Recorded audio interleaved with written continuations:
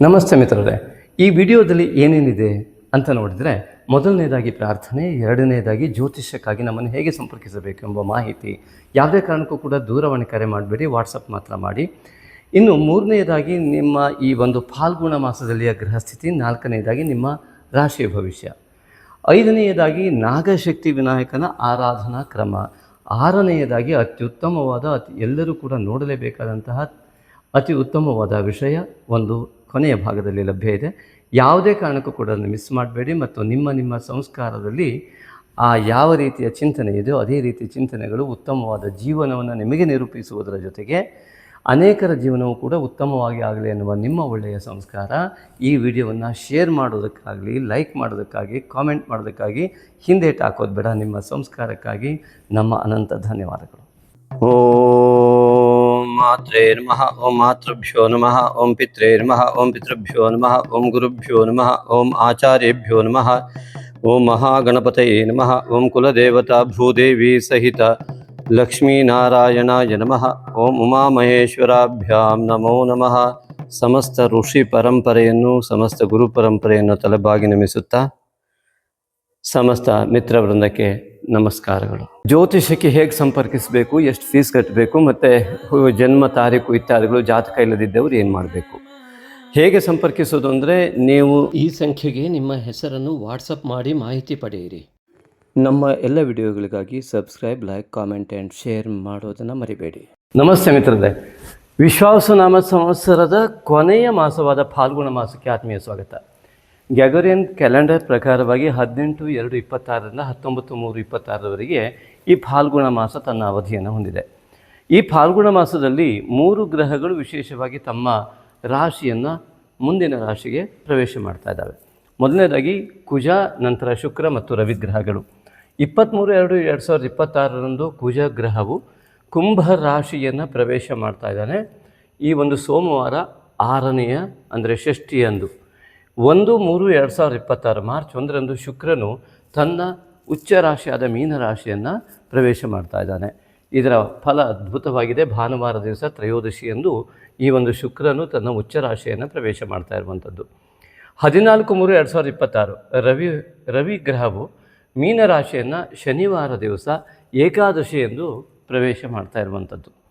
ಇದು ಅದ್ಭುತವಾದಂತಹ ಒಂದು ಗ್ರಹ ಸ್ಥಿತಿಗಳಾದರೆ, ಇನ್ನು ದಿನಾಂಕ 2 ಮಾರ್ಚ್ 2ರಂದು ಪೂರ್ಣಿಮೆ ಸಂಭವಿಸುತ್ತೆ.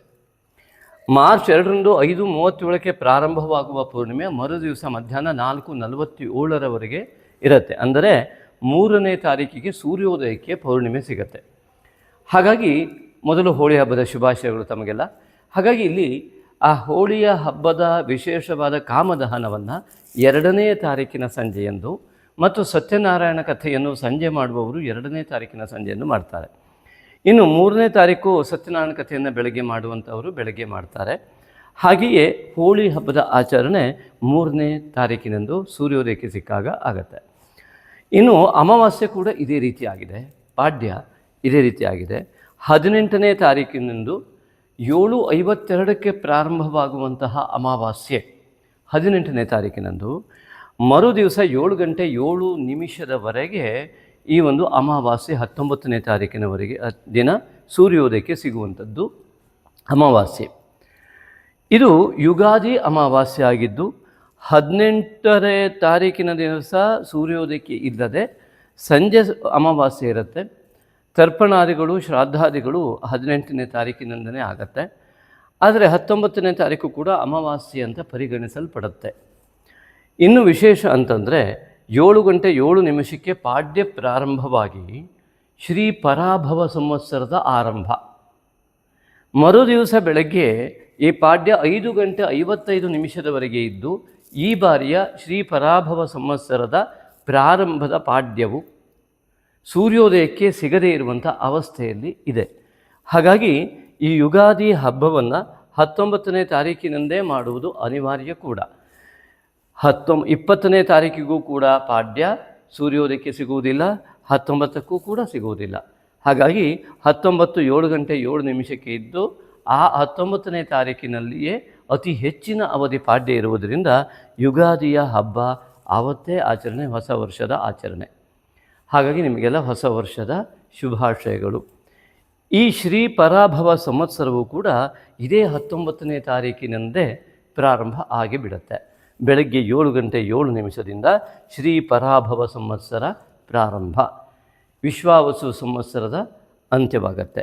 ಅದೇ ರೀತಿ ಪೌರ್ಣಿಮೆ ಅಮಾವಾಸ್ಯೆಗಳು ಕೂಡ ಕೇವಲ ಈ ರೀತಿ ಸೂರ್ಯೋದಯ ಸೂರ್ಯಾಸ್ತಗಳ ಮಧ್ಯಗಳಲ್ಲಿ ಆಗುವ ವ್ಯತ್ಯಾಸವಲ್ಲದೆ, ಇಲ್ಲಿ ಸಿಂಹ ರಾಶಿಯಿಂದ ಕನ್ಯಾ ರಾಶಿಯಲ್ಲಿ ಇರುವಂತಹ ಯಾವ ಕಾಲ್ಪನಿಕ ರೇಖೆ ಇದೆ, ಆ ಕಾಲ್ಪನಿಕ ರೇಖೆಯ ಮಧ್ಯದಲ್ಲಿ ಪೌರ್ಣಿಮೆಯು, ಹಾಗೆ ಕುಂಭ ರಾಶಿಯಿಂದ ಮೀನರಾಶಿಯ ಮಧ್ಯದಲ್ಲಿ ಯಾವ ಕಾಲ್ಪನಿಕ ಭೇದ ಇದೆ, ಆ ಒಂದು 2 ರಾಶಿಗಳ ಮಧ್ಯದಲ್ಲಿ ಈ ಅಮಾವಾಸ್ಯೆ ಘಟಿಸುತ್ತಾ ಇದೆ. ಇದೇ ಈ ವರ್ಷದ ವಿಶ್ವಾವಸು ಸಂವತ್ಸರದ ಆ ಬೀಳ್ಕೊಡುಗೆ. ಈ ಒಂದು ಪೌರ್ಣಿಮೆ ಮತ್ತು ಅಮಾವಾಸ್ಯೆಯಿಂದ ನಮಗೆ ಕಂಡುಬರುವುದು. ಅಮಾವಾಸ್ಯೆಯಿಂದ ಬೀಳ್ಕೊಡುಗೆ ಆಗುತ್ತೆ, ಆದರೆ ಪೌರ್ಣಿಮೆಯ ದಿವಸ ಚಿತ್ತಾ ನಕ್ಷತ್ರವಿದ್ದಲ್ಲಿ ಚೈತ್ರ ಮಾಸ ಅಂತ. ಹಾಗಾಗಿ ಈ ಮುಂದಿನ ಫಾಲ್ಗುಣ ಮಾಸದ ನಂತರ ಬರುವಂತಹ ಚೈತ್ರ ಮಾಸಕ್ಕೆ ತಮಗೆಲ್ಲರಿಗೂ ಕೂಡ ಸ್ವಾಗತವನ್ನು ಈಗಲೇ ಕೋರ್ತೇನೆ. ಈ ಒಂದು ಶ್ರೀ ಪರಾಭವ ಸಂವತ್ಸರ ಈ ಫಾಲ್ಗುಣ ಮಾಸದ ನಂತರವೂ ಕೂಡ ನಿಮಗೆ ಅತ್ಯಂತ ಒಳ್ಳೆಯದನ್ನು ಮಾಡಲಿ ಅಂತ ಅತ್ಯಂತ ಆತ್ಮೀಯವಾಗಿ ಬಯಸ್ತಾ ರಾಶಿ ಫಲದೆಡೆಗೆ ಗಮನ ಕೊಡೋಣ. ಮೇಷರಾಶಿ ಸಂಜಾತರೆಲ್ಲರಿಗೂ ಕೂಡ ಆತ್ಮೀಯ ಸ್ವಾಗತ ಈ ಒಂದು ಫಾಲ್ಗುಣ ಮಾಸಕ್ಕೆ. ವಿಶ್ವಾವಸು ನಾಮ ಸಂವತ್ಸರದ ಕೊನೆಯ ಒಂದು ಮಾಸಕ್ಕೆ ಆತ್ಮೀಯ ಸ್ವಾಗತ. ಮಿತ್ರರೇ, ಮೇಷರಾಶಿಯ ಅಧಿಪತಿ ಕುಜ ಎಂಬುದು ನಿಮಗೆ ಗೊತ್ತೇ ಇದೆ. ಈಗಾಗಲೇ ಈ ಕುಜ 8, 9, 10ನೆಯ ಮನೆಯಲ್ಲಿ ಉಚ್ಚಸ್ಥಾನದಲ್ಲಿ ಈ ಹಿಂದಿನ ಮಾಸದಲ್ಲೂ ಕೂಡ ಇದ್ದು, ಈ ಕುಜಗ್ರಹವು ಫೆಬ್ರವರಿ 23ನೆಯ ದಿನಾಂಕದಂದು ಕುಂಭರಾಶಿಯನ್ನು ಪ್ರವೇಶ ಮಾಡ್ತಾ ಇರುವಂಥದ್ದು. ಅಷ್ಟಮಾಧಿಪತಿಯೂ ಕೂಡ ಹೌದು. ಏಕಾದಶಕ್ಕೆ ಕುಜನ ಪ್ರವೇಶವನ್ನು ಗಮನಿಸಿದಾಗ ಅತ್ಯುತ್ತಮ ಫಲ ಅಂತ ನಮಗೆ ಭಾಸವಾಗ್ತದೆ. ಆ ಭ್ರಮೆಯನ್ನು ಬಿಡಬೇಕಾದ ಪರಿಸ್ಥಿತಿಯೂ ಕೆಲವರಿಗೆ ಬರಬಹುದು. ಅವರವರ ಜಾತಕ, ಅವರವರ ಸಂಸ್ಕಾರ, ಅವರ ಪೂರ್ವಜನ್ಮ ಕರ್ಮ, ಅವರ ಸಮಯ, ಅವರ ವಯಸ್ಸು, ಇದೆಲ್ಲವನ್ನೂ ಕೂಡ ಅವರ ಪ್ರಾದೇಶಿಕತೆ ಎಲ್ಲವನ್ನು ಅವಲಂಬಿಸಿ ಅನೇಕ ಬದಲಾವಣೆಗಳು ಖಂಡಿತವಾಗಿಯೂ ಆಗುತ್ತೆ. ಬಯೋಮೆಟ್ರಿಕ್ ಒಂದು ತಂಬ್ಲೈನ್ ಕೂಡ ಪ್ರತಿಯೊಬ್ಬರಿಗೆ ಹೇಗೆ ಭಿನ್ನವೋ, ಅವರ ಕರ್ಮಗಳು ಮತ್ತು ಅದರ ಫಲಗಳು ಅಷ್ಟೇ ಭಿನ್ನ. ಜಾತಕ ಪೂರ್ವಜನ್ಮದ ಪಾಪ ಪುಣ್ಯಾಂಶಗಳನ್ನು ತಿಳಿಸುವುದರ ಜೊತೆಗೆ ಯಾವ ಸಮಯದಲ್ಲಿ ಯಾವ ಗ್ರಹಸ್ಥಿತಿಯ ಬಲ ಜಾಸ್ತಿ ಆಗ್ತದೆ ಎನ್ನುವುದರ ಮೂಲಕವಾಗಿ ಒಂದು ಹಂತದ ಸಾಮಾನ್ಯ ಜ್ಞಾನವನ್ನು ಸ್ಪಷ್ಟವಾಗಿ ಕೊಡಬಲ್ಲದು. ಈ ಜನ್ಮದ ನಿಮ್ಮ ನಿರ್ಧಾರಗಳು, ಕುಟುಂಬದ ದೋಷಾದಿಗಳು ಇದ್ದಲ್ಲಿ ಉತ್ತಮ ಫಲಗಳಿಂದ ವಂಚಿತವಾಗುವ ಯೋಗಗಳು ಕೂಡ ಇರ್ತದೆ. ನಿಮ್ಮ ನಡೆನುಡಿಗಳು, ಸಂಸ್ಕಾರಗಳು ಕೂಡ ಉತ್ತಮ ಫಲವನ್ನು ಪಡೆಯುವ ನಿಟ್ಟಿನಲ್ಲಿ ಕೆಲಸವನ್ನು ಮಾಡ್ತವೆ. ಆ ನಡೆನುಡಿಗಳೇ ಕೆಟ್ಟ ಫಲವನ್ನು ಕೂಡ ಅನುಭವಿಸುವ ಫಲವನ್ನು ಅವು ಸ್ವೀಕರಿಸ್ತವೆ. ಆದ್ದರಿಂದಾಗಿ ಈ ಒಂದು ರಾಶಿ ಫಲವನ್ನು ಹೇಳುವಾಗ ಯಾವುದನ್ನೆಲ್ಲ ನಾವು ಹೇಳ್ತಾ ಇದ್ದೀವೋ ಇದರ ಬಗ್ಗೆ ಅತಿ ಹೆಚ್ಚಿನ ಗಮನ ಕೊಡಿ. ಯಾವುದು ದೋಷ ಅಂತ ನಾವು ಹೇಳ್ತೇವೋ ಅದು ತಿದ್ದಿಕೊಳ್ಳಲಿಕ್ಕೆ ಅಥವಾ ಅದನ್ನು ಯಾವ ಮೂಲಕವಾಗಿ ಅದನ್ನು ಸರಿ ಮಾಡ್ಕೊಳ್ಳಿಕ್ಕೆ ಅವಕಾಶ ಇದೆ ಚಿಂತನೆ ಮಾಡೋಣ. ಒಳ್ಳೆಯ ಫಲ ಇದ್ದರೆ ಜ್ಯೋತಿಷ್ಯ ಅಗತ್ಯ ಬರೋದಿಲ್ಲ, ಹಾಗಾಗಿ ಅನೇಕರು ಕೇಳೋದಿಲ್ಲ. ಎಲ್ಲಿ ಕಷ್ಟ ಬರ್ತದೆಯೋ ಆಗ ಅನಿವಾರ್ಯವಾಗಿ ನಮ್ಮ ಮುಂದೆ ಏನಾಗುತ್ತೆ ಎನ್ನುವಂತಹ ಅನಿವಾರ್ಯತೆಗಳು ಸೃಷ್ಟಿಯಾಗುವುದು ಸ್ವಾಭಾವಿಕ. ಮತ್ತು ಜೀವನದಲ್ಲಿ ಉನ್ನತಿಯನ್ನು ಹೊಂದಬೇಕು ಎನ್ನುವ ಸ್ವಾಭಾವಿಕ ಪರಿಕಲ್ಪನೆ ಪ್ರತಿಯೊಬ್ಬ ವ್ಯಕ್ತಿಗೆ ಅವನ ವೈಯಕ್ತಿಕ ಹಕ್ಕು ಕೂಡ ಹೌದು. ನಿರಂತರವಾಗಿ ಉತ್ಸಾಹಪೂರಿತವಾಗಿ ತನ್ನ ಜೀವನವನ್ನು ನಿರೂಪಣೆ ಮಾಡಿಕೊಳ್ಳುವ ನಿರ್ಧಾರವನ್ನು ತೆಗೆದುಕೊಳ್ಳತಕ್ಕಂತಹ ವ್ಯಕ್ತಿ ಅತ್ಯಂತ ತನ್ನ ಭವಿಷ್ಯತ್ತಿನ ಬಗ್ಗೆ ಚಿಂತನೆಯನ್ನು ಮಾಡುವುದು ಸ್ವಾಭಾವಿಕ. ಹಾಗೆ ಈ ಕುಜಗ್ರಹ ಅತ್ಯಂತ ವೇಗವನ್ನು ಸೂಚಿಸುವಂತಹ ಗ್ರಹ.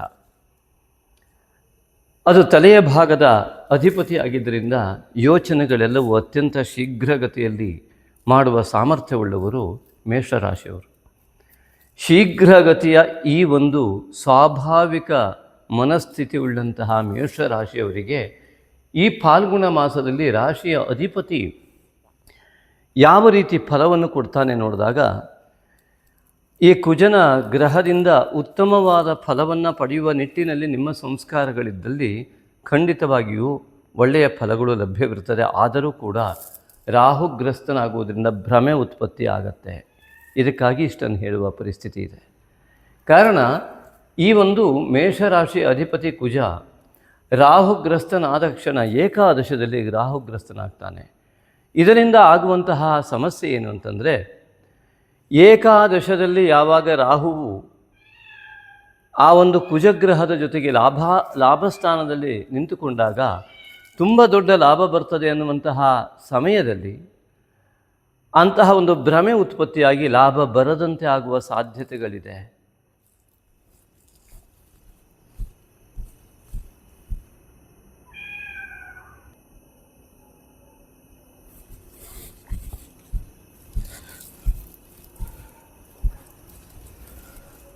ಹಾಗೆಯೇ ಇಲ್ಲಿ ನಾವು ಗಮನಿಸಿದಾಗ ದ್ವಿತೀಯಾಧಿಪತಿ ಶುಕ್ರನೂ ಕೂಡ ರಾಹುಗ್ರಸ್ತನಾಗಿ ಮೇಷರಾಶಿಯ ದ್ವಿತೀಯಾಧಿಪತಿಯು ಉಚ್ಚಸ್ಥಾನಕ್ಕೂ ಕೂಡ ಹೋಗ್ತಾ ಇರುವಂಥದ್ದು ಮಾರ್ಚ್ 1ರಂದು.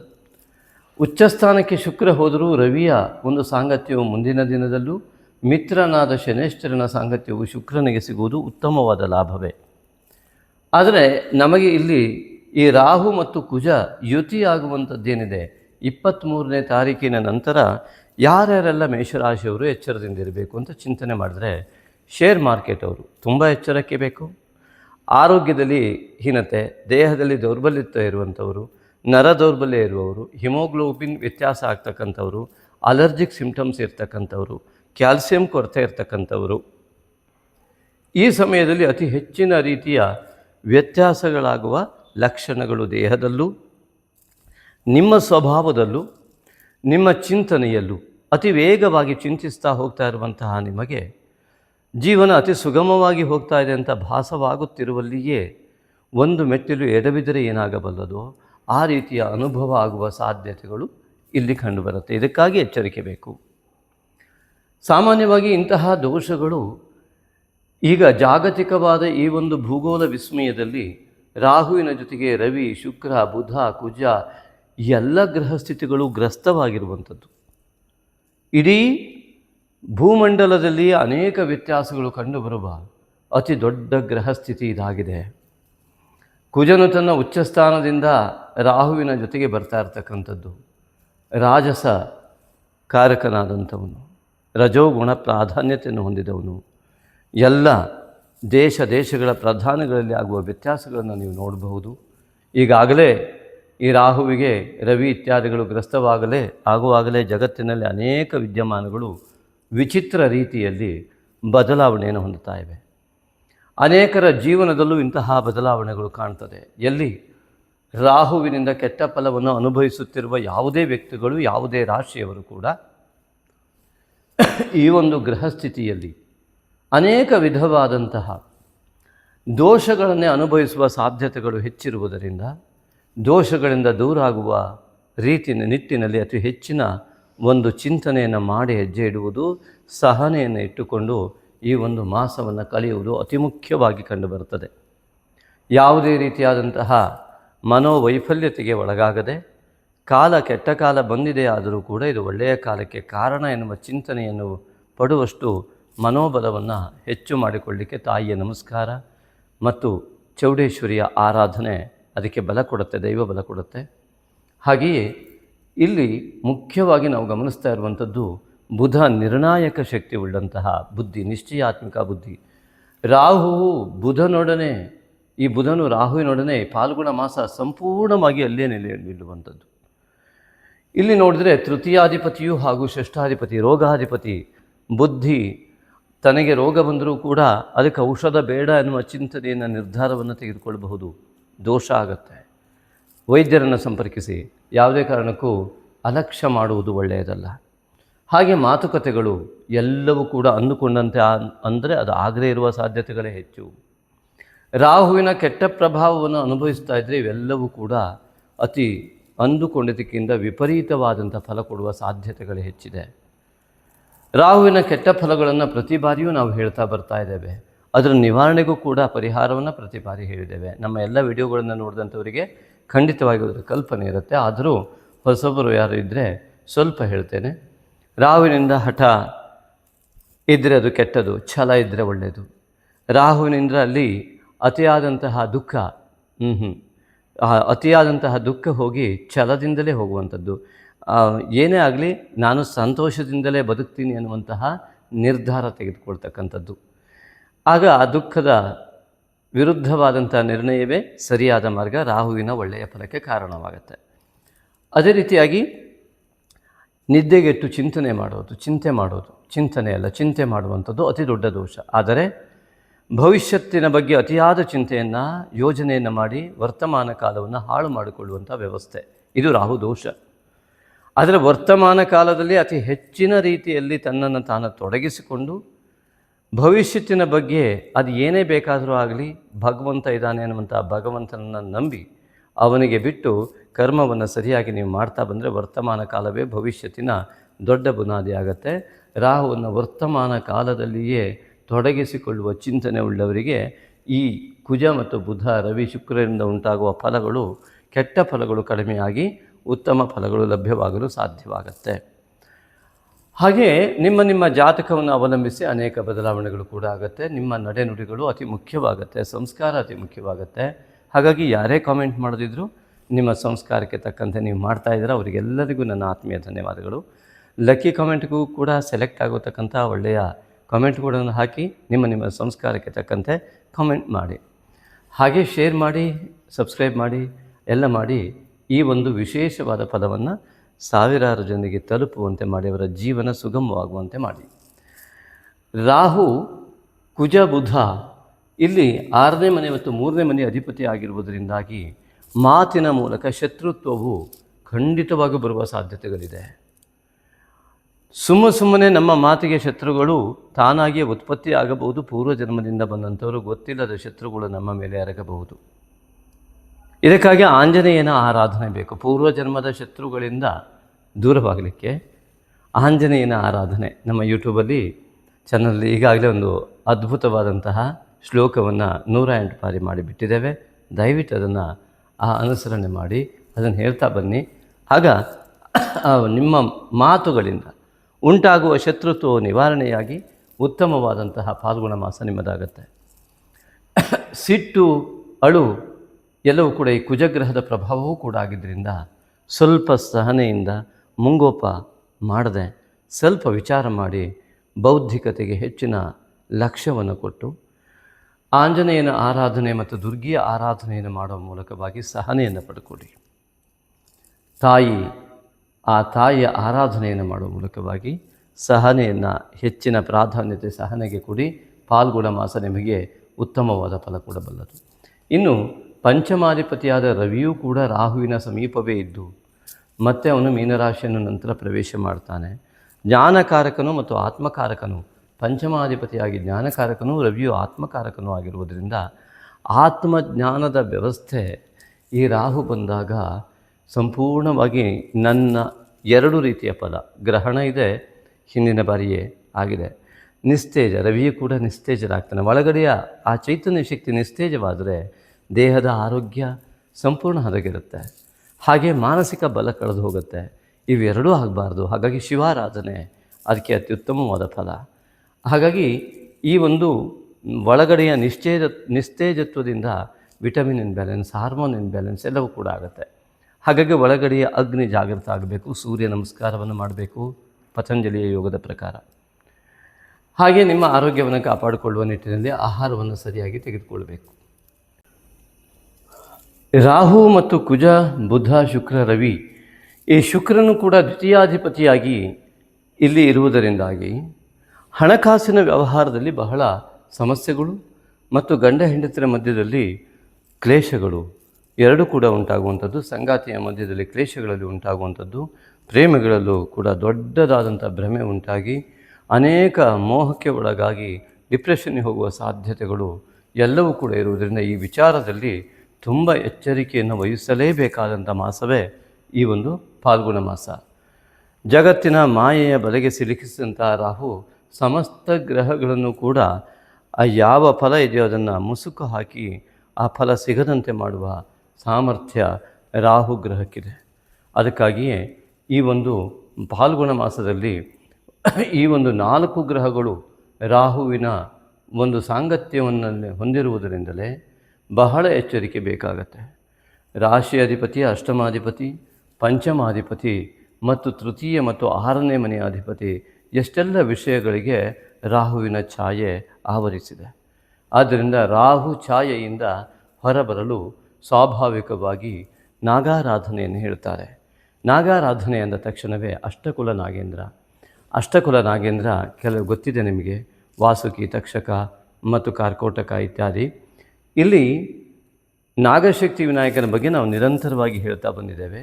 ಇಲ್ಲಿರುವ ನಾಗ ತಕ್ಷಕ, ಈಶ್ವರನ ತಲೆಯ ಮೇಲಿದ್ದಂತಹ ನಾಗನೇ ಇಲ್ಲಿ ಪವಿತ್ರ ಬಂಧದಿಂದ ಇಲ್ಲಿ ಉಪನಯನದ ಯಜ್ಞೋಪವೀತವಾಗಿ ಪರಿಣಮಿಸಿದ್ದು ಎಂಬುದಾಗಿ ಯಾವ ಪುರಾಣ ಉಲ್ಲೇಖ ಇದೆ ಅದರ ಪ್ರಕಾರ ಇದು ಗಣಪತಿಯ ಯಜ್ಞೋಪವೀತದ ನಾಗ ತಕ್ಷಕ ನಾಗನಾಗಿ ಸಮಸ್ತ ವಿಧ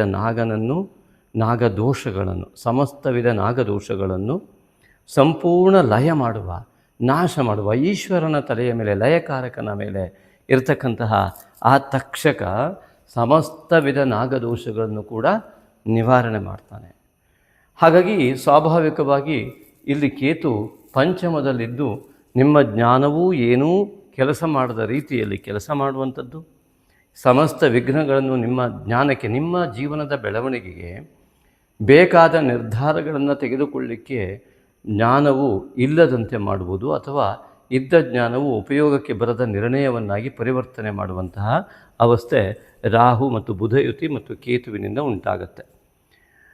ಈ ರಾಹು ಮತ್ತು ಕೇತುವಿನ ಈ ಒಂದು ದೊಡ್ಡದಾದಂತಹ ರಾಹುಗ್ರಸ್ತನಾಗಿ ಕೇತುಗ್ರಸ್ತನಾದ ಗುರು ಇತ್ಯಾದಿಗಳಿರುವುದರಿಂದಾಗಿ ಈ ನಾಗಶಕ್ತಿ ವಿನಾಯಕನ ಆರಾಧನೆಯಿಂದ ಮಾತ್ರ ಇಂತಹ ಒಂದು ದೊಡ್ಡದಾದಂತಹ ಛಾಯೆ ಏನಿದೆ ಆವರಿಸಿರುವಂಥದ್ದು, ಆ ಒಂದು ಮಾಯಾಜಾಲ ಏನಿದೆ, ಆ ಒಂದು ಕತ್ತಲೆ ಜೀವನದಲ್ಲಿ ಕಂಡು ಬರ್ತಾ ಇದೆ, ಅದು ದೂರ ಸರಿಯುವುದಕ್ಕೆ ನಾಗಶಕ್ತಿ ವಿನಾಯಕನ ಆರಾಧನೆ ಸಂಪೂರ್ಣವಾಗಿ ದೈವ ಬಲವನ್ನು ನಿಮಗೆ ನೀಡುತ್ತೆ. ನಿಜವಾದ ಜೀವನದ ಸತ್ಯದ ಅರಿವು, ಪ್ರತಿಯೊಂದು ನಿರ್ಣಯದ ಸತ್ಯದ ಅರಿವು ಮತ್ತು ಯಾವ ನಿರ್ಧಾರ ತೆಗೆದುಕೊಳ್ಳಬೇಕು ಎನ್ನುವಂತಹ ಸತ್ಯದ ಅರಿವು. ಉದಾಹರಣೆಗೆ ನಮಗೇನೋ ಒಂದು ಆಯಿತು ಅಂದ ತಕ್ಷಣ ಪಕ್ಕದ ಮನೆಯವರು ಮಾಟ ಮಂತ್ರ ಮಾಡಿದಾರೋ, ಸಂಬಂಧಿಕರು ಅಣ್ಣ ತಮ್ಮದರು ಮಾಡಿದಾರೋ, ಈ ರೀತಿಯಾದ ಚಿಂತನೆ ತಕ್ಷಣವೇ ಅನೇಕರಿಗೆ ಬರ್ತಾ ಇರುತ್ತೆ. ಎಲ್ಲ ಕಡೆ ಹಾಗೆ ಆಗಿರೋದೇ ಇಲ್ಲ, 100ಕ್ಕೆ 90ರಷ್ಟು ಹಾಗೆ ಆಗಿರೋದೇ ಇಲ್ಲ. ಆದರೆ ಅವರು ಮಾಡಿದ್ದಕ್ಕೆ ನನಗೆ ಹೀಗಾಯಿತು, ಅವತ್ತು ಜಗಳ ಆಗಿತ್ತು, ಆ ಭೂಮಿ ವ್ಯಾಜ್ಯ ಇತ್ತು ಇತ್ಯಾದಿಗಳು ತಲೆ ಒಳಗೆ ಹೋದಾಗ ಏನೇ ಆದರೂ ಅದರಿಂದನೇ ಆಯಿತು ಎನ್ನುವಂತಹ ಒಂದು ಮಾಯಾಜಾಲಕ್ಕೆ ನಾವು ಸಿಲುಕ್ತೇವೆ. ಆ ಒಂದು ಮಾಟಮಂತ್ರಾದಿ ಮಾಯಾಜಾಲಗಳಿರ್ಬೋದು, ಎಲ್ಲದರಿಂದ ಸತ್ಯವನ್ನು ನಮಗೆ ಅರ್ಥೈಸಿಕೊಳ್ಳುವ ಶಕ್ತಿಯನ್ನು ತುಂಬಿಕೊಳ್ಳಲಿಕ್ಕೆ ನಾಗಶಕ್ತಿ ವಿನಾಯಕ ಆರಾಧನೆ ಅತಿ ದೊಡ್ಡ ಒಂದು ಅವಕಾಶವನ್ನು ಕೊಡುತ್ತೆ. ಹಾಗಾಗಿ ಮನೋಬಲ ಮತ್ತು ಆತ್ಮಬಲದ ವೃದ್ಧಿಗಾಗಿ ಈ ರಾಹು ಕೇತುವಿನಿಂದ ಉಂಟಾಗುವ ಸಮಸ್ತ ಗ್ರಹಕ್ಕೆ ಉಂಟಾಗುವಂತಹ ದೋಷಗಳಂತೆ ನಮ್ಮೆಲ್ಲರಲ್ಲಿ ಕೂಡ ಇರತಕ್ಕಂತಹ ಪಾಪಾದಿಗಳ ದೋಷಗಳು ಪುಣ್ಯಾಂಶವನ್ನು ಮುಚ್ಚುವ ವ್ಯವಸ್ಥೆಯಿಂದ ಹೊರಬರಲಿಕ್ಕೆ ನಾಗಶಕ್ತಿ ವಿನಾಯಕನ ಆರಾಧನೆ ಬೇಕು. ಈ ವಿಡಿಯೋದ ಕೊನೆಯಲ್ಲಿ ಇದೆ ಅಂತ ಈಗಾಗಲೇ ಹೇಳಿದ್ದೀವಿ, ಅದನ್ನು ಗಮನಿಸಿ. ಇನ್ನು ಈ ಶುಕ್ರನು ಗಂಡ ಹೆಂಡತಿಯಲ್ಲಿ ಸಂಗಾತಿಗಳಲ್ಲಿ ಕ್ಲೇಶವನ್ನು ಉಂಟು ಮಾಡುವುದಲ್ಲದೆ ಇಲ್ಲಿ ಮೇಷರಾಶಿಯಿಂದ 12ನೇ ಮನೆಯನ್ನು ರವಿ ಕೂಡ ಪ್ರವೇಶ ಮಾಡ್ತಾ ಇರೋದು ಮತ್ತು ಶುಕ್ರನು ಪ್ರವೇಶ ಮಾಡ್ತಾ ಇರುವಂಥದ್ದು. 7.5 ಪ್ರಾರಂಭದ ಭಾಗದಲ್ಲಿರುವಂತಹ ನಿಮಗೆ ಇತ್ತ ರಾಹು ಮತ್ತು ಕೇತುವಿನ ಒಂದು ಪ್ರಭಾವ ಹಾಗೂ ಶನೈಶ್ವರನ ಪ್ರಭಾವ ಖಂಡಿತವಾಗಿಯೂ ಇದ್ದೇ ಇದೆ. ಈ ಒಂದು ಶನೈಶ್ವರನ ಮತ್ತು ರಾಹುವಿನ ಒಳ್ಳೆಯ ಪ್ರಭಾವವು ನಿಮಗೆ ಸಿಗುವಂತಾಗಬೇಕು ಎನ್ನುವುದು ನಮ್ಮ ಉದ್ದೇಶ. ಹಾಗಾಗಿ ಅನೇಕರ ಕಾಮೆಂಟ್ ಏನೇನೋ ಮಾಡ್ತಾರೆ, ಅದಕ್ಕೋಸ್ಕರ ಈ ವಾಕ್ಯವನ್ನು ಹೇಳಿದ್ದೇನೆ. ಶನೈಶ್ವರನಿಂದ ಕೂಡ ನಿರಹಂಕಾರ ವ್ಯಕ್ತಿಗಳಿಗೆ, ಯಾರಿಗೆ ಸಿಟ್ಟು, ಅಳು, ಬೇಸರ ಇತ್ಯಾದಿಗಳು ಯಾವುದೂ ಬರೋದೇ ಇಲ್ವೋ, ನಿನ್ನೆ ಒಬ್ಬರು ಬಂದಿದ್ದರು, ಯಾರಾದರೂ ಹೇಳಿದ ತಕ್ಷಣ ನಿಮಗೆ ಬೇಸರ ಆಗಿಬಿಡುತ್ತಾ ಅಂತ ಕೇಳಿದಾಗ as a human being it will be no ಅಂತ ಕೇಳಿದರು. ಅಂದರೆ ಒಬ್ಬ ಮನುಷ್ಯರಾಗಿ ನಮಗೆ ಅದು ಸ್ವಾಭಾವಿಕ ಅಲ್ವಾ ಅಂತ. ಖಂಡಿತ ಸ್ವಾಭಾವಿಕ. ಆದರೆ ಅದನ್ನು ಬುದ್ಧಿಗೆ ನಾವು ಕೆಲಸ ಕೊಟ್ಟಾಗ ಅರ್ಥ ಆಗುವುದೇನೆಂದರೆ, ನಾವೊಬ್ಬರು ಮನುಷ್ಯರಾಗಿದ್ದರೂ ಕೂಡ ಬುದ್ಧಿ ದೇವರು ನಮಗೆ ಕೊಟ್ಟಿದ್ದಾನೆ. ಆ ಬುದ್ಧಿಯ ಸರಿಯಾದಂತಹ ಬಳಕೆ ಆಗಬೇಕು, ನಿರ್ಣಯಾತ್ಮಕ ಶಕ್ತಿ ಸ್ಪಷ್ಟತೆ ಇರಬೇಕು. ಯಾರಾದರೂ ಏನಾದರೂ ಹೇಳಿದ್ರು ಅಂದರೆ ತಕ್ಷಣ ಬೇಸರ ಆಗುತ್ತೆ, ಅಂದರೆ ನಂಗೆ ಹರ್ಟ್ ಆಗುತ್ತೆ ಅಂತ. ಅಂದರೆ ನಾನು ಅನ್ನೋದು ಇದೆ, ಇನ್ನು ಈಗೋ ಈಸ್ ವರ್ಕಿಂಗ್, ಅಂದರೆ ನಮ್ಮೊಳಗಿರುವ ಆ ಒಂದು ಅಹಂಕಾರ ಭಾವ ಕೆಲಸ ಮಾಡ್ತಾಯಿದೆ. ಚತುರ್ವಿಧ ಅಂತಃಕರಣದ ಅಹಂಕಾರವನ್ನು ಹೇಳ್ತಾ ಇಲ್ಲ, ಒಂದು ಸೊಕ್ಕು ಅಂತ ಕರಿತೇವೆ ಕನ್ನಡದಲ್ಲಿ, ಅದು ಕೆಲಸ ಮಾಡ್ತಾ ಇದ್ದಾಗ ಬೇಸರ ಆಗ್ತದೆ. ಒಮ್ಮೆ ಅದು ಕೆಲಸ ಮಾಡಿಲ್ಲ ಅಂದರೆ ನಾವು ಸ್ವಾಭಾವಿಕವಾಗಿ ಯಾರ ಮಾತಿಗೂ ನಾವು ಬೇಸರ ಪಟ್ಟುಕೊಳ್ಳುವ ಅಗತ್ಯ ಇರೋದಿಲ್ಲ. ಇದನ್ನೇ ನಾನು ಮತ್ತೆ ಸಾರ್ಧ ಸಪ್ತಮ ಶನಿಯ ವಿಚಾರಕ್ಕೆ ಮತ್ತು ರಾಹುವಿನ ದುಷ್ಫಲಕ್ಕೆ ನಾನು ಹೇಳ್ತಾ ಇರುವಂಥದ್ದು. ನಿರಹಂಕಾರ ಮತ್ತು ನಿಸ್ವಾರ್ಥತೆ ಎಲ್ಲಿ ಇರ್ತದೆಯೋ ಶನೈಶ್ಚರ ಅವರ ಜೊತೆಗೇ ಇರ್ತಾನೆ. ಅತ್ಯುತ್ತಮ ರೀತಿಯಾದ ಫಲವನ್ನು ಕೊಡಲಿಕ್ಕಾಗಿ ಇರ್ತಾನೆ. ಪೂರ್ವಜನ್ಮದ ಎಲ್ಲ ಪುಣ್ಯ ಫಲಗಳನ್ನು ಎಲ್ಲರಿಗೂ ನೀಡುವುದಕ್ಕಾಗಿಯೇ ಶನೈಶ್ಚರ ಕರ್ಮಫಲದಾತ ಇರ್ತಾನೆ. ಹಾಗಾಗಿ ಪುಣ್ಯಾಂಶವನ್ನೇ ಜಾಗೃತ ಮಾಡಿಕೊಳ್ಳುವಂಥ ವ್ಯಕ್ತಿಗಳಿಗೆ ಶನೈಶ್ಚರನ ಹೆದರಿಕೆ ಇರುವುದಿಲ್ಲ. ಅವರವರ ಜಾತಕದಲ್ಲಿ ಸುಸ್ಥಾನದಲ್ಲಿಯೂ ಇರ್ತಾನೆ. ಒಮ್ಮೆ ಅಸ್ಥಾನದಲ್ಲಿದ್ದರೂ ಕೂಡ ನಿರಹಂಕಾರ, ಯಾವಾಗ ನಮ್ಮಲ್ಲಿ ಅಹಂಕಾರ ಇದೆ ಎಂದು ನಾವು ಗುರುತಿಸಿಕೊಂಡು ಅದರಿಂದ ದೂರ ಬರುವ ಪ್ರಜ್ಞೆ ಇರ್ತದೆ, ಮತ್ತು ಯಾವಾಗ ಸಂಪೂರ್ಣವಾಗಿ ವಿಶಾಲ ಮನೋಭಾವನೆ ಬೆಳೀತಾ ಬರ್ತದೆ, ಆಗ ಗುರುತತ್ವ ಜಾಗೃತವಾದಾಗ ಶನೈಶ್ಚರನ ಯಾವುದೇ ರೀತಿಯಾದಂಥ ದೋಷಗಳಿರೋದಿಲ್ಲ. ಹಾಗಾಗಿ ಗುರು ಆರಾಧನೆ, ಈಶ್ವರ ಆರಾಧನೆ, ಆಂಜನೇಯ ಆರಾಧನೆ ದೈವ ಬಲವನ್ನು ಕೊಡುತ್ತೆ. ಆರಾಧನೆ ಮಾಡಿ ಒಬ್ಬರ ವ್ಯಕ್ತಿಯ ಮಾತಿಗೆ ನಾವು ಬೇಸರಗೊಳ್ತೇವೆ ಅಂದರೆ ನಮಗೆ ಅಹಂಕಾರ ಏನು ಕೆಲಸ ಮಾಡ್ತಾ ಇದೆ, ಬುದ್ಧಿ ಕೆಲಸ ಮಾಡ್ತಾ ಇಲ್ಲ ಅಂತ ಅರ್ಥ ಆಗುತ್ತೆ. ಆರಾಧನೆಯನ್ನು ಮಾಡುವ ಮೂಲಕವಾಗಿ ನಮ್ಮೊಳಗಿರುವಂತಹ ಯಾವ ಕಾಮಕ್ರೋಧಾದಿ ಲೋಭಾದಿ ನಾವೇನು ಸನ್ಯಾಸಿ ಆಗಬೇಕಂತ ಎಲ್ಲೇ ಕೇಳ್ತಾ ಇರ್ಬೋದು ಕೆಲವರ ಮನಸ್ಸು. ಹಾಗಲ್ಲ, ಮನಸ್ಸು ಶಾಂತವಾಗಿದ್ದಾಗ, ಅಹಂಕಾರ ವರ್ಜಿತವಾಗಿದ್ದಾಗ ಉತ್ತಮ ಎಲ್ಲ ಪುಣ್ಯಾಂಶಗಳ ಫಲಗಳು ಉತ್ತಮ ಜೀವನಕ್ಕೆ ಕಾರಣವಾಗ್ತವೆ, ಉತ್ತಮ ನಿರ್ಧಾರಗಳಿಗೆ ಕಾರಣವಾಗ್ತವೆ. ಆದ್ದರಿಂದಾಗಿ ಇಲ್ಲಿ ಆ ಒಂದು ಶನೈಶ್ಚರನ ಉತ್ತಮ ಫಲವನ್ನು ಪಡೆಯೋದಕ್ಕೆ ಈ ಒಂದು ಸಾರ್ಧ ಸಪ್ತಮ ಶನಿ ಅತ್ಯುತ್ತಮವಾದ ಖಂಡಿತವಾಗಿಯೂ ಫಲವನ್ನು ಅನುಭವಿಸುವಂಥ ಯೋಗವನ್ನು ಶನೈಶ್ಚರ ನೀಡ್ತಾನೆ. ಹಾಗಾಗಿ ಬೇಸರ, ಸಿಟ್ಟು ಇತ್ಯಾದಿಗಳು ಬರದ ರೀತಿಯಲ್ಲಿ ಮನುಷ್ಯರಾಗಿದ್ದರೂ ಕೂಡ ಸ್ವಾಭಾವಿಕತೆ ಕೇಳ್ತಾರೆ. ಉಪ್ಪು ಹುಳಿ ಖಾರ ತಿನ್ನುವಂಥ ನಮಗೆ ಸಿಟ್ಟು ಬರೋದಿಲ್ವೇ? ಹೌದು, ಬರ್ತದೆ ಸ್ವಾಮಿ, ಆದರೆ ಬುದ್ಧಿ ಕೆಲಸ ಮಾಡಿದ್ರೆ ಬರೋದಿಲ್ಲ, ಇಷ್ಟೇ. ಹಾಗಾಗಿ ಬುದ್ಧಿ ಏನು ಕೆಲಸ ಮಾಡಬೇಕು ಅಂದರೆ ನಿರ್ಣಯ ಸ್ಪಷ್ಟವಾಗಿರಬೇಕು. ನಾವು ಮತ್ತೊಬ್ಬರು ಬೇಸರ ಮಾಡಿಕೊಂಡ್ರು, ಅವ್ರು ಹೇಳಿದ್ದಕ್ಕೆ ನನಗೆ ಬೇಸರ ಆಯಿತು ಅಂದರೆ ಬೇಸರ ಮಾಡ್ಕೊಳ್ಬೇಕೋ ಬಿಡಬೇಕೋ ಅನ್ನೋದು ನನ್ನ ಒಳಗಿನ ನನ್ನ ನಿರ್ಧಾರ ಆಗಿರ್ತದೆಯೇ ಹೊರತು ಅವರು ಬೈದಿದ್ದು ವಿಷಯ ಆಗಿರೋದಿಲ್ಲ. ಅವರು ಬೈದಾಕ್ಷಣ ನನಗೆ ಹರ್ಟ್ ಆಗ್ತಾಯಿದೆ, ನೋವಾಗ್ತಾಯಿದೆ ಅಂದರೆ ನಾನು ನೋವು ಮಾಡ್ಕೊಳ್ಳೋದೇ ಇದ್ರೆ ಆಗೋದಿಲ್ಲ. ನನ್ನ ಮನಸ್ಸು ಅಷ್ಟು ಗಟ್ಟಿ ಇದೆ, ಅಷ್ಟು ನಿರ್ಣಯಾತ್ಮಕ ಶಕ್ತಿಯನ್ನು ಹೊಂದಿದೆ ಅಂದರೆ ಖಂಡಿತ ಹರ್ಟ್ ಆಗೋದಿಲ್ಲ, ಯಾವ ನೋವು ಉಂಟಾಗೋದಿಲ್ಲ. ಆದರೆ ನೋವು ಉಂಟಾಗುತ್ತಾ ಇದೆ ಅಂತಂದರೆ ಇನ್ನೂ ಒಳಗಡೆ ಸ್ವಲ್ಪ ಅಹಂಕಾರ ಕೆಲಸ ಮಾಡ್ತಾಯಿದೆ. ಹಾಗಾಗಿ ಅದರಿಂದ ಹೊರಬಂದಂತಹ ವ್ಯಕ್ತಿ ಸಂಪೂರ್ಣವಾಗಿ ಶನೈಶ್ಚರನು ಪೂರ್ವ ಜನ್ಮದ ಕರ್ಮಫಲದಾತನಾಗಿ ಅವನಿಗೆ ಬೇರೆ ಯಾವುದೇ ರೀತಿಯಾದ ಪಾಪಾಂಶವನ್ನು ಹೊಂಚುವಂಥ ಅಧಿಕಾರವನ್ನೇ ಶನೈಶ್ಚರ ಕಳ್ಕೊಳ್ತಾನೆ. ಪುಣ್ಯಾಂಶವನ್ನು ಮಾತ್ರ ಕೊಡುವ ಅನಿವಾರ್ಯತೆ ಸೃಷ್ಟಿಯಾಗಿ ಹೋಗುತ್ತೆ. ಆದ್ದರಿಂದಾಗಿ ಯಾವ ಪುಣ್ಯಾಂಶಗಳೆಲ್ಲವೂ ನಮಗೆ ಸಿಗಬೇಕು ಅಂತಾದರೆ ನಮ್ಮಲ್ಲಿ ಅತ್ಯಂತ ನಿಸ್ವಾರ್ಥತೆ ಇರಬೇಕಾಗತ್ತೆ, ನಾನೇ ಅನ್ನೋದನ್ನು ಬಿಡಬೇಕಾಗತ್ತೆ. ಶನೈಶ್ಚರ ಉತ್ತಮ ಫಲ ಕೊಡ್ತಾನೆ. ಹಾಗೆ ಇನ್ನು ಕೆಲವರಿಗೆ ವಿದ್ಯಾಕ್ಷೇತ್ರದವರಿಗೆ ಅನೇಕ ವಿಘ್ನಗಳಿದೆ. ಅದಕ್ಕಾಗಿ ನಾಗಶಕ್ತಿ ವಿನಾಯಕನ ಆರಾಧನೆಯನ್ನು ಖಂಡಿತ ಮಾಡಿ ಉತ್ತಮ ಫಲವನ್ನು ಪಡೆದುಕೊಳ್ಳಿ. ಅಷ್ಟಮಾಧಿಪತಿ ಕುಜನೇ ರಾಹುವಿನ ಜೊತೆಗಿರುವುದರಿಂದ ನಿಮ್ಮ ಜಾತಕದ ಪರಿಶೀಲನೆ ಅತ್ಯಂತ ಅಗತ್ಯ. ಎಲ್ಲಾದರೂ ಕಂಟಕಾದಿಗಳಿದ್ದರೆ ಖಂಡಿತವಾಗಿ ದಯವಿಟ್ಟು ಸರಿಯಾಗಿ ಪರಿಶೀಲನೆ ಮಾಡಿಕೊಳ್ಳಿ, ಉತ್ತಮವಾದ ಫಲವನ್ನು ಪಡೆಯಿರಿ. ಕೆಲವರಿಗೆ ಕಾಲಿನ ಭಾಗಕ್ಕೆ ಏಟಾಗುವ ಸಾಧ್ಯತೆಗಳು ಅತಿ ಹೆಚ್ಚಿನದಾಗಿ, ಯಾರಿಗೆಲ್ಲ ರಾಹು ಕುಜ ಪ್ರಭಾವ ಇದೆ ಇವರಿಗೆಲ್ಲ ಸಾಧ್ಯತೆ ಇದೆ. ತಲೆ ಭಾಗಕ್ಕೂ ಕೂಡ ಏಟಾಗುವಂಥ ಲಕ್ಷಣಗಳು, ಈ ಒಂದು ಕೆಲವೊಂದು ಇನ್ಫೆಕ್ಷನ್ಗಳು, ಕಿಡ್ನಿ ಇನ್ಫೆಕ್ಷನ್ಗಳು, ಕಿಡ್ನಿ ಕಲ್ಲುಗಳು, ಕರಳು ಇನ್ಫೆಕ್ಷನ್ ಇತ್ಯಾದಿಗಳೆಲ್ಲ ಆಗುವಂಥದ್ದು ಕೆಲವರಿಗೆ ಸಾಧ್ಯತೆ ಇದೆ. ಹಾಗಾಗಿ ಅದರ ಬಗ್ಗೆ ಅತಿ ಹೆಚ್ಚಿನ ರೀತಿಯಲ್ಲಿ ಅಲಕ್ಷ್ಯ ಮಾಡದೆ ವೈದ್ಯರನ್ನು ಸಂಪರ್ಕಿಸೋದು ತುಂಬ ಉತ್ತಮ. ಹಾಗೆ ಅದರಲ್ಲಿ ಅಲರ್ಜಿಕ್ ಸಿಂಪ್ಟಮ್ಸ್ಗಳು ಕೂಡ ಶುಕ್ರನಿಂದಾಗಿ ಉಂಟಾಗುತ್ತೆ, ಅದಕ್ಕೂ ಕೂಡ ಎಚ್ಚರಿಕೆ ಬೇಕು. ಕುಟುಂಬ ಮತ್ತು ಮಿತ್ರವರ್ಗ ಇವೆಲ್ಲರಲ್ಲೂ ಕೂಡ ಗೊಂದಲಗಳು, ಅಪವಾದಗಳು ಏನು ಬೇಕಾದ್ರೂ ಆಗುವ ಲಕ್ಷಣಗಳು ಈ ಒಂದು ಮಾಸದಲ್ಲಿದೆ. ಈ ಒಂದು ಮಾಸವನ್ನು ಸಹನೆಯಿಂದ ಕಳೆಯುವ ನಿರ್ಧಾರವನ್ನು ಮಾಡಿ, ಸಂತೋಷದಿಂದಲೇ ಕಲಿಬೇಕು ಅನ್ನುವ ನಿರ್ಧಾರ ಮಾಡಿ, ಈ ದೋಷಗಳು ಮುಂಚಿತವಾಗಿ ನಿಮಗೆ ಗೋಚರವಾಗಿ ಅದರಿಂದ ಪಾರಾಗುವ ಎಲ್ಲ ಅವಕಾಶಗಳು ನಿಮಗೆ ಲಭ್ಯವಾಗ್ತವೆ. ಹಾಗೆ ಈ ಒಂದು ಭಾಗ್ಯಾಧಿಪತಿಯಾದಂತಹ ಗುರುವು ತೃತೀಯದಲ್ಲಿದ್ದು ಮಾತುಕತೆಗಳಲ್ಲಿ ಯಶಸ್ಸಿಗೆ ಕಾರಕನು ಗುರು ಆಗ್ತಾನೆ ಹೊರತು ಬುಧ ಆಗೋದೇ ಇಲ್ಲ ಈ ಬಾರಿ. ಆದ್ದರಿಂದಾಗಿ ಕುಲದೇವತಾ ಅನುಗ್ರಹವಿದ್ದಲ್ಲಿ ಮಾತ್ರ ನಿಮ್ಮ ವ್ಯವಹಾರಾದಿ ಮಾತುಕತೆಗಳಲ್ಲಿ ಯಶಸ್ಸನ್ನು ಗಳಿಸೋದಕ್ಕೆ ಸಾಧ್ಯ ಇದೆ. ಹಾಗಾಗಿ ಕುಲದೇವರನ್ನು ಮತ್ತು ಗುರುವಿನ ಆರಾಧನೆಯನ್ನು ಮಾಡಿ ಅನೇಕ ವ್ಯವಹಾರಗಳಲ್ಲಿ ಯಶಸ್ಸನ್ನು ಗಳಿಸಿ. ದಶಮದ ಅಧಿಪತಿಯಾದಂತಹ ಶನೈಶ್ವರನಲ್ಲಿರುವುದರಿಂದಾಗಿ ದೀರ್ಘಕಾಲಿಕ ಉದ್ಯೋಗವನ್ನು ಪ್ರದಾನ ಮಾಡ್ತಕ್ಕಂತಹ ಶನೈಶ್ವರನ ಉದ್ಯೋಗಕಾರಕನಾಗಿ ಮೇಷರಾಶಿಯವರಿಗೆ ಇರುವುದರಿಂದ ಉದ್ಯೋಗ ಸ್ಥಾನದ ಅಧಿಪತಿ ಮತ್ತು ಉದ್ಯೋಗಕಾರಕನಾಗಿರುವ ಶನೈಶ್ವರನು ಸಾರ್ಧ ಸಪ್ತಮ ಶನಿಯಶ್ಚರ ಜೊತೆಗೆ ಶುಕ್ರನ ಜೊತೆಗೆ ಇರುವಂಥದ್ದು ಅನೇಕರಿಗೆ ಉತ್ತಮವಾದ ಉದ್ಯೋಗ ಯೋಗದಿಂದ ಅತ್ಯುತ್ತಮ ಹಣಕಾಸಿನ ವ್ಯವಸ್ಥೆಯನ್ನು ಮಾಡುವ ಯೋಗ, ಅನೇಕರು ಇದನ್ನು ಕಳೆದುಕೊಳ್ಳುವ ಯೋಗ. ಯಾರು ತಂದೆಗೆ ತಿರುಗಿ ಮಾತನಾಡ್ತಾರೆ ಅವರಿಗೆ ಇದು ಕಳೆದು ಹೋಗ್ತದೆ. ಹಾಗಾಗಿ ತಂದೆಯ ಆರಾಧನೆಯನ್ನು ಮಾಡಿ, ಶಿವಾರಾಧನೆಯನ್ನು ಮಾಡಿ. ನಿಮ್ಮ ತಾಯಿಗೆ ಒಬ್ಬರು ಕೇಳಿದರು, ತಾಯಿ ತಂದೆ ಇಲ್ಲದೇ ಇದ್ದವರು ಏನು ಮಾಡಬೇಕು? ಮನಸ್ಸಿನಲ್ಲಿ ಅವರನ್ನು ನೆನೆಸ್ಕೊಂಡು ದಿನ ಆ ಶ್ಲೋಕವನ್ನು ಹೇಳಿ ಪ್ರಾರ್ಥನೆ ಮಾಡಿ ನಮಸ್ಕಾರ ಮಾಡಿ ದಿನ ಪ್ರಾರಂಭವನ್ನು ಮಾಡಿ. ಹಾಗಾಗಿ ಇಲ್ಲಿ ಈ ಒಂದು ಮೇಷರಾಶಿಯವರಿಗೆ 12ನೇ ಮನೆಯ ರವಿ ಬಂದಿದ್ದರಿಂದಲೂ ಆರೋಗ್ಯದ ಕಡೆ ಹೆಚ್ಚಿನ ಗಮನ ಬೇಕು. ಆರೋಗ್ಯಂ ಭಾಸ್ಕರಾದಿಚ್ಛೇತ್.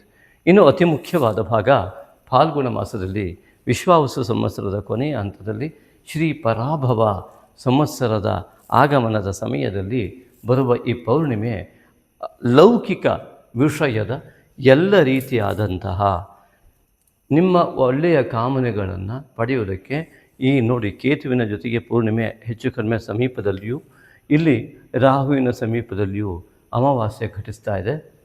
ಹಾಗಾಗಿ ಇದು ಅದ್ಭುತವಾದಂತಹ ಒಂದು ಲೌಕಿಕ ಸಿದ್ಧಿಗೂ ಅಲೌಕಿಕ ಸಿದ್ಧಿಗೂ ಕಾರಣವಾಗುವುದರಿಂದ ಈ ಒಂದು ಮಾಸದ ವಿಡಿಯೋದಲ್ಲೇ ನಾವು ಈ ಪೂಜಾ ಪದ್ಧತಿಯನ್ನು ನಾಗಶಕ್ತಿ ವಿನಾಯಕನಂದು ಬಿಡ್ತಾ ಇದ್ದೇವೆ. ಅದರ ಜಪ ವಿಧಾನವನ್ನು ಕೂಡ ಈಗಾಗಲೇ ನಾವು ಹೇಳಿದ್ದೇವೆ.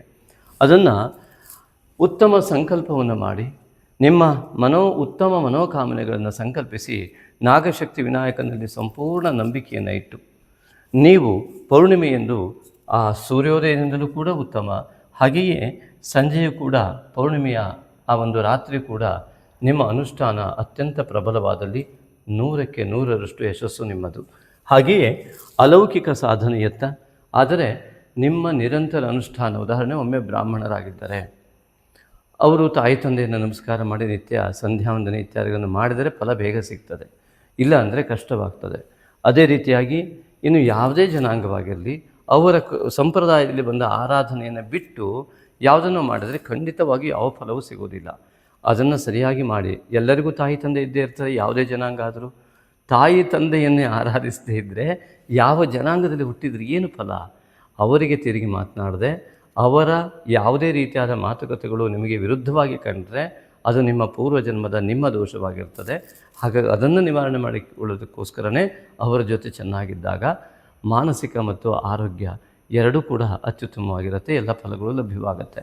ಆದ್ದರಿಂದ ನಿಮ್ಮ ಆರಾಧನೆ ತಾಯಿ ತಂದೆ ಗುರು ಗಣಪತಿ ಕುಲದೇವರು ಈ ರೀತಿ ಆರಾಧನೆಯನ್ನು ಮಾಡಿ ಮತ್ತು ನಾಗಶಕ್ತಿ ವಿನಾಯಕ ಗಣಪತಿಯ ಸ್ಥಾನದಲ್ಲೇ ಆರಾಧನೆ ಮಾಡ್ಬೋದು. ಅದೇ ರೀತಿಯಾಗಿ ಈ ಒಂದು ಮೇಷರಾಶಿಯವರಿಗೆ ಅನೇಕ ಶುಭ ಫಲಗಳು ಈ ಒಂದು ಫಾಲ್ಗುಣ ಮಾಸದಲ್ಲಿ ಸಂಪೂರ್ಣವಾಗಿ ಉಂಟಾಗಲಿ. ಹಾಗೆಯೇ ಯಾವುದೇ ರೀತಿಯಾದಂತಹ ಈ ರಾಹುಗ್ರಸ್ತತೆಯಿಂದ ಉಂಟಾಗುವ ಸಮಸ್ತ ದೋಷಗಳನ್ನು, ಕೇತುಗ್ರಸ್ತತೆಯಿಂದ ಉಂಟಾಗುವಂತಹ ಸಮಸ್ತ ದೋಷಗಳನ್ನು ನಾಗಶಕ್ತಿ ವಿನಾಯಕ ಸಂಪೂರ್ಣವಾಗಿ ನಿವಾರಣೆ ಮಾಡಲಿ ಅಂಥೇಳಿ ಭಕ್ತಿಪೂರ್ವಕವಾಗಿ ಮೇಷರಾಶಿ ಸಂಜಾತರೆಲ್ಲರಿಗೂ ಕೂಡ ಫಾಲ್ಗುಣ ಮಾಸದಲ್ಲಿ ಸಹನೆ ಅತ್ಯುತ್ತಮವಾಗಿ ಬೆಳೆದು ಎಲ್ಲವನ್ನು ಗ್ರಹಿಸುವ ಸಂಪೂರ್ಣ ಶಕ್ತಿಯನ್ನು ಹೊಂದಿ ಯಾವುದೇ ವಿಘ್ನಗಳು ಬರದಂತೆ ಮಾಡಿ ಫಾಲ್ಗುಣ ಮಾಸ ಶ್ರೀ ಪರಾಭವ ಸಂವತ್ಸರದ ಒಂದು ಆಗಮನವನ್ನು ಬಯಸ್ತಾ ಉತ್ತಮವಾದ ಫಲ, ಉತ್ತಮವಾದ ಸಂವತ್ಸರ, ಉತ್ತಮವಾದ ವರ್ಷಗಳು ಕೂಡ ನಿಮ್ಮದಾಗಲಿ ಅಂತ ಆತ್ಮೀಯವಾಗಿ ಈ ಒಂದು ನಾಗಶಕ್ತಿ ವಿನಾಯಕನಲ್ಲಿ ಭಕ್ತಿಪೂರ್ವಕವಾಗಿ ಪ್ರಾರ್ಥಿಸ್ತೇನೆ. ಓಂ ನಾಗಶಕ್ತಿ ವಿನಾಯಕಾಯ ನಮಃ. ಮಾಘ ಮಾಸದ ಲಕ್ಕಿ ಕಮೆಂಟಿಗೆ ಸ್ವಾಗತ. ಮಿತ್ರರೇ, ಈ ಬಾರಿಯ ಲಕ್ಕಿ ಕಮೆಂಟ್ ಗೋವಿಂದರಾಜ್ ಅವರು. ಗೋವಿಂದರಾಜ್ ಅವರೇ ನಮಸ್ಕಾರ. ಈ ಬಾರಿ ನೀವು ವಿಚ್ ಸೇವಾ we can do to get Nagashakti Vinayaka ಅಂತ ಕೇಳಿದ್ರಿ. ಹಾಗಾಗಿ ಇದೇ ಬಾರಿಯಾಗಿ ನಾವು ನಾಗಶಕ್ತಿ ವಿನಾಯಕನ ಮಾನಸ ಪೂಜೆಯನ್ನು ಬಿಡುವಂಥದ್ದು ಮತ್ತು ಈ ದೇವಾಲಯದ ನಿರ್ಮಾಣಕ್ಕಾಗಿ ಯಾವ ಸೇವೆಯನ್ನು ಮಾಡಬಹುದು ಎಂಬುದಾಗಿ ಚಿಂತಿಸಿ ವಿಡಿಯೋ ಬಿಡುವಂತಹ ಚಿಂತನೆ ಇದ್ದ ಸಮಯದಲ್ಲಿ ನಿಮ್ಮ ಈ ಕಾಮೆಂಟ್ ಲಕ್ಕಿ ಕಾಮೆಂಟ್ ಅಂತ ಕನ್ಸಿಡರ್ ಆಗಿದೆ. ಇದಕ್ಕೆ ಸಂಪೂರ್ಣ ಉತ್ತರ ಮುಂದೆ ಇದೆ. ಧನ್ಯವಾದಗಳು ಗೋವಿಂದರಾಜ್ ಅವರೇ. ತಪ್ಪದೆ ಈ ಒಂದು ಮುಂದಿನ ಮಾನಸ ಪೂಜೆಯನ್ನು ಪ್ರತಿಯೊಬ್ಬರೂ ನೋಡಿ ಅನುಸರಿಸಿ ನಿಮ್ಮ ಜೀವನ ಪಾವನವಾಗಲಿ. ಭಗವಾನ್ ಸದ್ಗುರು ಶ್ರೀ ಜಗದ್ಗುರು ಆದಿಶಂಕರಾಚಾರ್ಯರ ನುಡಿಯಂತೆ ಪೂಜೆಗಳಲ್ಲಿ ಅತ್ಯಂತ ಶ್ರೇಷ್ಠ ಪೂಜೆ ಮಾನಸ ಪೂಜೆ. ಲೋಕ ಕಲ್ಯಾಣಾರ್ಥವಾಗಿ ಅನೇಕ ಶ್ರದ್ಧಾಳುಗಳ ನಿರಂತರ ಬೇಡಿಕೆಯ ಮೇರೆಗೆ ಈ ಒಂದು ಶ್ರೇಷ್ಠವಾದ ನಾಗಶಕ್ತಿ ವಿನಾಯಕನ ಮಾನಸ ಪೂಜೆಯನ್ನು ನಾಗಯಜ್ಞೋಪವೀತಧಾರಿಯಾದಂತಹ ನಾಗಶಕ್ತಿ ವಿನಾಯಕನಿಗೆ ಸಮರ್ಪಿಸುತ್ತಿದ್ದೇವೆ. ನಿತ್ಯವೂ ಒಂದೇ ಸಮಯವನ್ನು ನಿರ್ಧರಿಸಿ ನಿಗದಿಪಡಿಸಿಕೊಂಡು ಶ್ರದ್ಧೆ ಭಕ್ತಿಯಿಂದ ಶ್ರದ್ಧಾಳುವು ನಾಗಶಕ್ತಿ ವಿನಾಯಕನ ಈ ಮಾನಸ ಪೂಜಾರಾಧನೆಯನ್ನು ಯಥಾಕ್ರಮವಾಗಿ ಮಾಡಿದಲ್ಲಿ ಸಮಸ್ತ ಫಲಗಳು ಲಭ್ಯವಾಗುವುದರಲ್ಲಿ ಶ್ರೀ ನಾಗಶಕ್ತಿ ವಿನಾಯಕನ ಸಂಪೂರ್ಣ ಅನುಗ್ರಹ ಸಿಗುವುದರಲ್ಲಿ ಯಾವುದೇ ಸಂದೇಹವಿಲ್ಲ.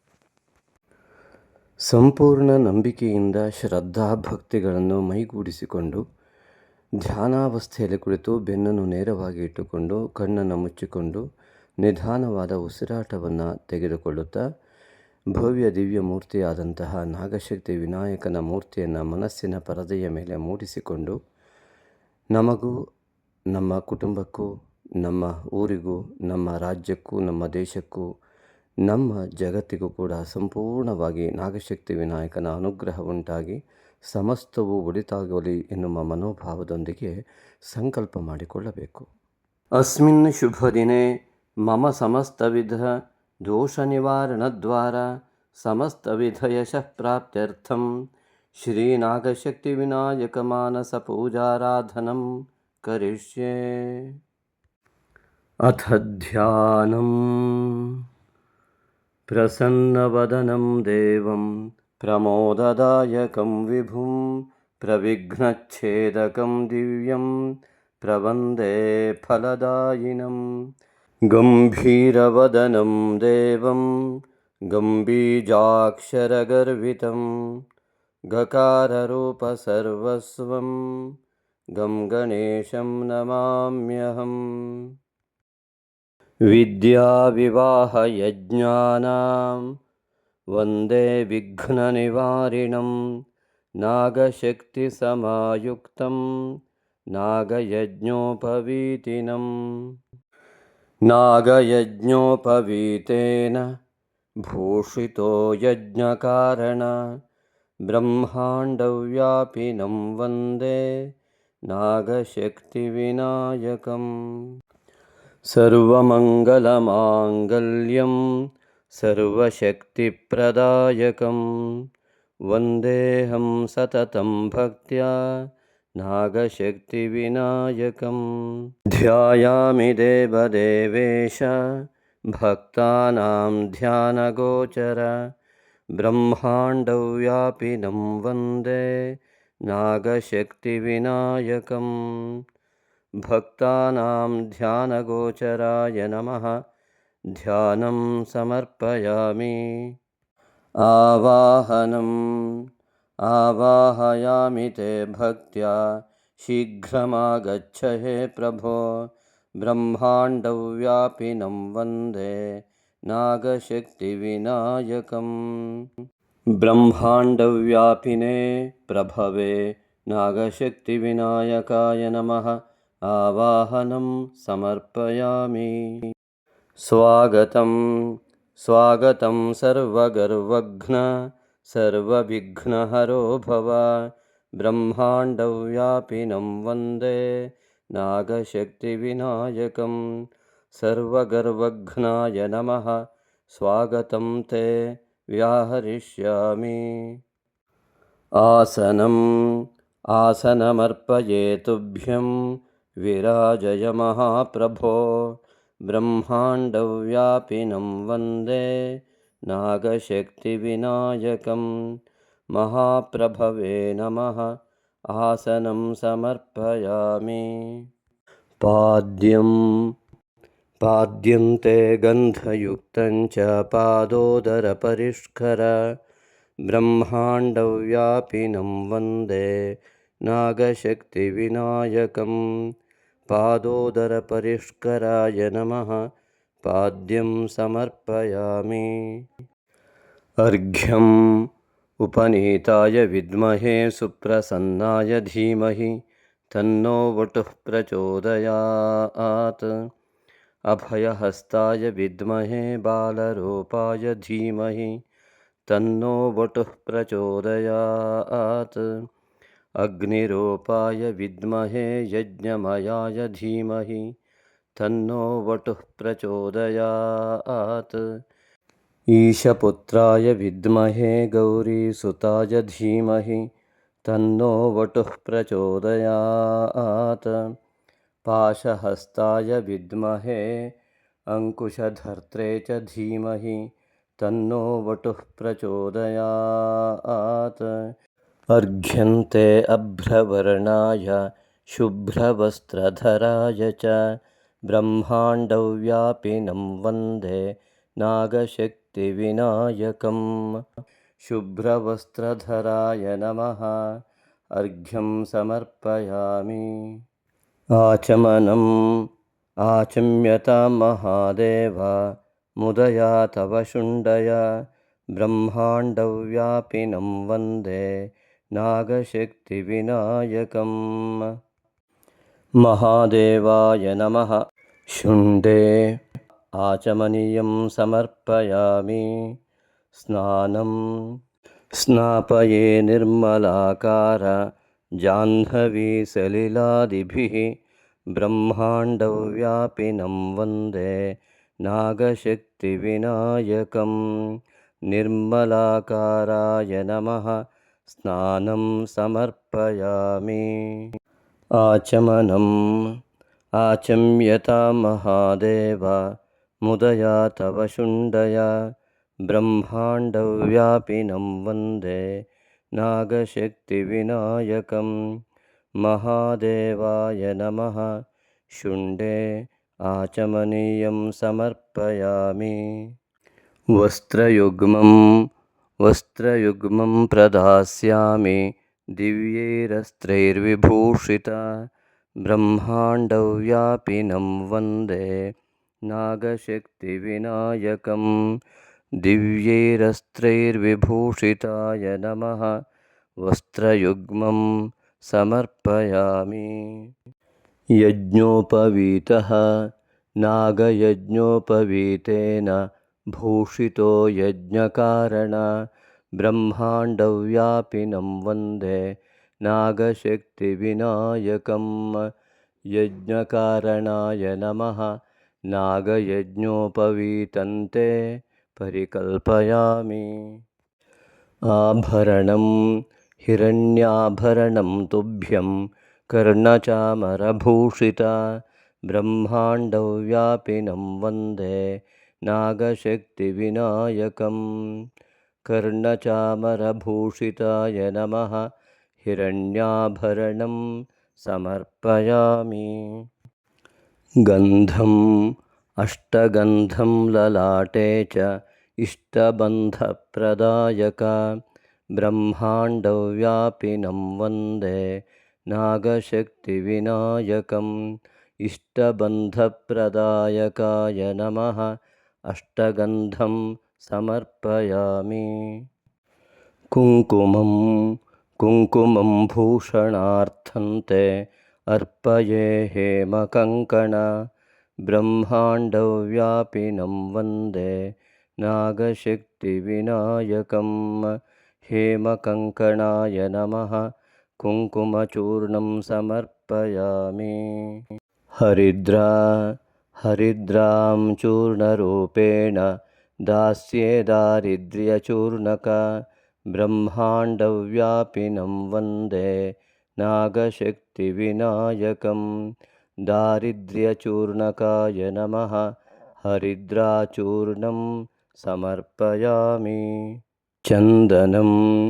चन्दनं च चतुर्हस्ता चतुर्भद्रप्रदायक ब्रह्माण्डव्यापिनं वन्दे नागशक्तिविनायकम्।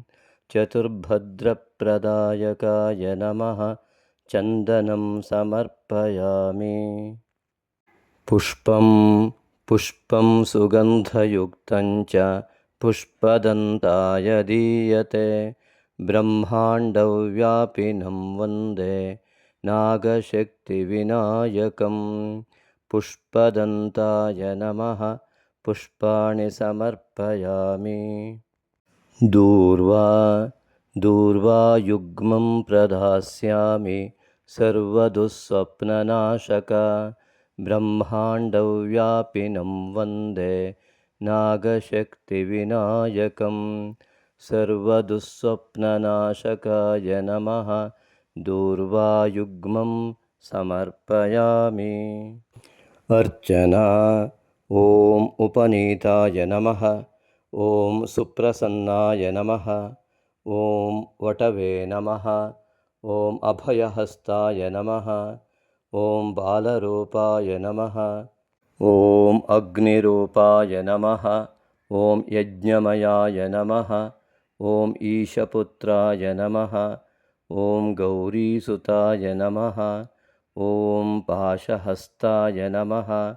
ॐ अङ्कुशधर्त्रे नमः। ॐ नागशक्तिविनायकाय नमः। तव नामार्चनं पुण्यं प्रसीद गणनायक। ब्रह्माण्डव्यापिनं वन्दे नागशक्तिविनायकम्। गणनायकाय नमः। नामपूजां समर्पयामि। धूपः धूपमाघ्रापये तुभ्यं धूर्जटेः प्रियनन्दन। ब्रह्माण्डव्यापिनं वन्दे नागशक्तिविनायकं। धूर्जटेः प्रियनन्दनाय नमः। धूपमाघ्रापयामि। दीपः सुदीपास्ते प्रदर्श्यन्ते अज्ञानध्वान्तनाशक। ब्रह्माण्डव्यापिनं वन्दे नागशक्तिविनायकम्। अज्ञानध्वान्तनाशकाय सुज्ञानकारिणे नमः। सुदीपं ते दर्शयामि। नैवेद्यं लम्बोदरमहाकाय फलवैविध्यमर्पये। ब्रह्माण्डव्यापिनं वन्दे नागशक्तिविनायकं। प्राणाय नमः। अपानाय नमः। व्यानाय नमः। उदानाय नमः। समानाय नमः। लम्बोदरमहाकायाय नमः। समर्पितनैवेद्यैः तृप्तो भव। आचमनम् आचम्यता महादेव मुदया तव शुण्डय। ब्रह्माण्डव्यापिनं वन्दे नागशक्तिविनायकं। महादेवाय नमः। शुण्डे आचमनीयं परिकल्पयामि। हस्तप्रक्षालनं हस्तौ क्षालय देवेश। सोमसूर्याग्निलोचन। ब्रह्माण्डव्यापिनं वन्दे नागशक्तिविनायकं। सोमसूर्याग्निलोचनाय नमः। हस्तप्रक्षालनं समर्पयामि। नीराजनं नीराजनं गृहाणेदं सुमङ्गलनिरञ्जन। ब्रह्माण्डव्यापिनं वन्दे नागशक्तिविनायकं। सुमङ्गलनिरञ्जनाय नमः। नीराजनं समर्पयामि। पुष्पाञ्जलिः पुष्पाञ्जलिस्तु भक्त्या च सदन्ताभयमुद्रक।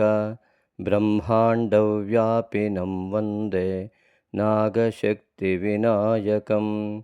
सदन्ताभयमुद्रकाय नमः। पुष्पाञ्जलिं समर्पयामि। प्रदक्षिणनमस्काराः प्रदक्षिणनमस्काराः क्रियन्ते पापनाशक। ब्रह्माण्डव्यापिनं वन्दे नागशक्तिविनायकं।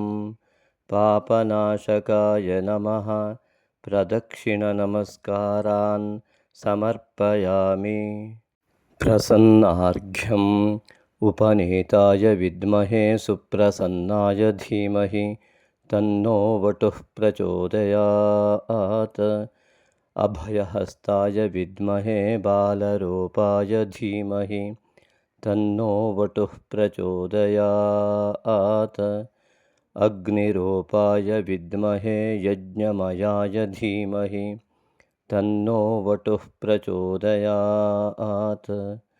ईशपुत्राय विद्महे गौरीसुताय धीमहि तन्नो वटुः प्रचोदयात्। पाशहस्ताय विद्महे ಅಂಕುಶಧರ್ತ್ರೇ ಚ ಧೀಮಹಿ ತನ್ನೋ ವಟುಃ ಪ್ರಚೋದಯಾತ್. ಅರ್ಘ್ಯಂತೆ ಅಭ್ರವರ್ಣಾಯ ಶುಭ್ರವಸ್ತ್ರಧರಾಯ ಚ ಬ್ರಹ್ಮಾಂಡವ್ಯಾಪಿನಂ ವಂದೇ ನಾಗಶಕ್ತಿವಿನಾಯಕಂ. ಶುಭ್ರವಸ್ತ್ರಧರಾಯ ನಮಃ ಪ್ರಸನ್ನಾರ್ಘ್ಯಂ ಸಮರ್ಪಯಾಮಿ. ಭಕ್ತಿಯಿಂದ ಪ್ರಾರ್ಥಿಸಿಕೊಳ್ಳುವುದು. ಹೇ ನಾಗಶಕ್ತಿ ವಿನಾಯಕ, ನಾನು ಮಾಡುವ ಎಲ್ಲ ಯೋಚನೆಗಳನ್ನು, ನಾನು ಮಾಡುವ ಎಲ್ಲ ಕೆಲಸಗಳನ್ನು, ನಾನು ಆಡುವ ಎಲ್ಲ ಮಾತುಗಳನ್ನು ನಿನಗೇ ಅರ್ಪಿಸುತ್ತೇನೆ, ನಿನ್ನ ಪಾದಾರವಿಂದಗಳಲ್ಲಿ ಅರ್ಪಿಸುತ್ತೇನೆ.